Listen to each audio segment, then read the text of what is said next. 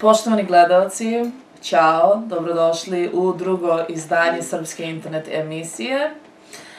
Ove nedelje pripremili smo 3 zanimljivosti za vas.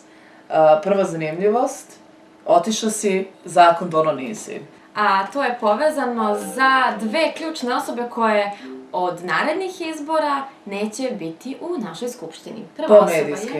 Po medijskim spekulacijama. Prva osoba koja po spekulacijama beogradskih medija neće biti od narednih izbora u Skupštini Srbije jeste Nevena Džemović iz Nove Srbije.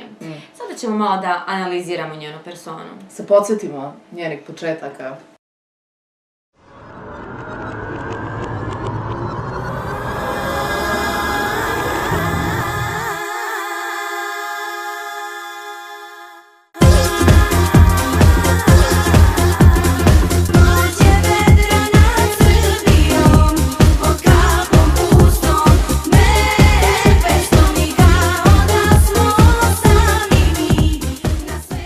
Dakle, ovo je jako interesantan outfit.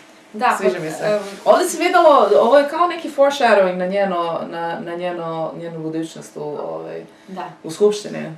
Vidi se da je uvek bila patriota. Tačno, da. A sada ćemo čujemo briljantan govor u Skupštini. Jesi, uključeni se. Reč ima narodni poslanik Nevena Džemović, izvolite. Kontaktirali su me veoma zabrinuti roditelji, čija deca borave u dečijem vrtiću Petar Pan u ulici Jove Ilića. Dakle, veoma blizu Fakulteta političkih nauka na kome se nalazi pomenuta antena. Dakle, pitam, da li je pomenuta antena opasna po zdravlje ljudi, a pre svega dece? Mislim da je ovdje bitno, ja kad sam čula ovo prvi put, mene je tu najviše iznenadilo činjenica da ona zna da čita. Možda samo zna da uči napamet. Da, ili možda naučila da ispadne kao da čita napamet. Moguće.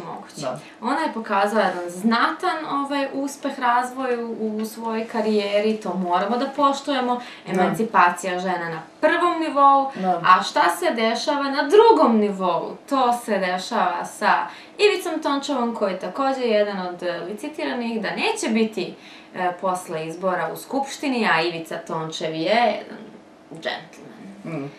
Galantan čovek koji je najlakše... Često se pojavljaju u naslovima. Tačno.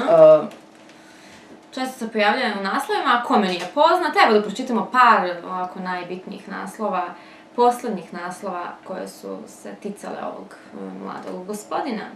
Prvi je, savjetnik Ivica Tončev će volontirati u vladi radi uštede. To je patriotizam. Da. Pa potom, Tončev ima diplomu Megatrenda, a ne Građevinskog fakulteta, kako je ranije tvrdio. Potom, Dačićev savjetnik Ivica Tončev prikrivao imovinu. I ono što je mene ovako zaista razveselilo, kad sam pročitala, NIN je objavio na osnovu istraživanja jednog da Dačićev savjetnik Ivica Tončev radi za kriminalce. Za koje kriminalce? Pa neće valjda za Srbiju da radi.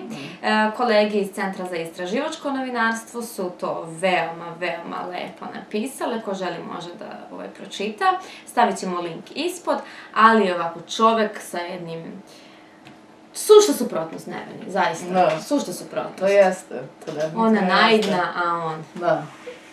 Tako da...